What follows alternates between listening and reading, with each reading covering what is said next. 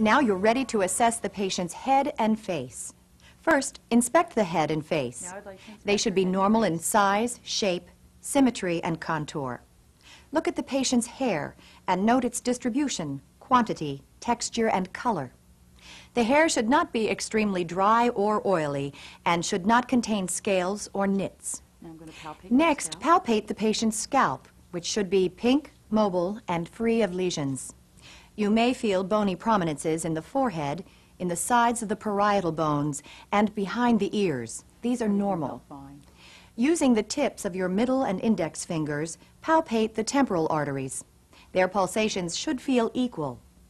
Listen for bruits over the temporal arteries. You should not hear any.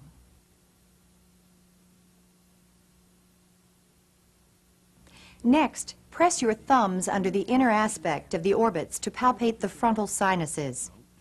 And press under the zygomatic bones to palpate the maxillary sinuses. Then lightly percuss these areas. Palpating and percussing the sinuses should not cause pain or tenderness. If they do, assess the sinuses further with transillumination.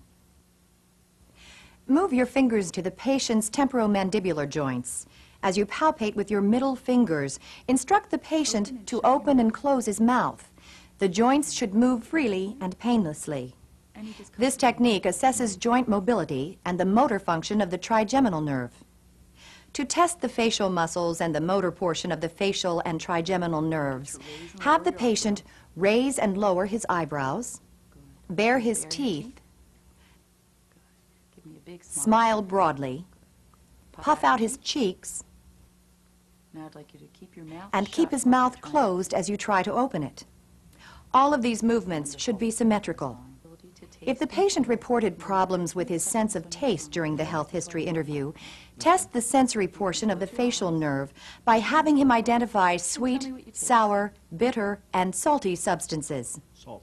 To assess the sensory portion of the trigeminal nerve, test the patient's ability to identify simple touch. Instruct him to close his eyes and to tell you the moment he feels something touching his skin.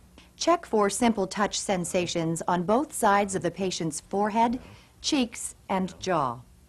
The patient should feel the sensations equally on either side of his face.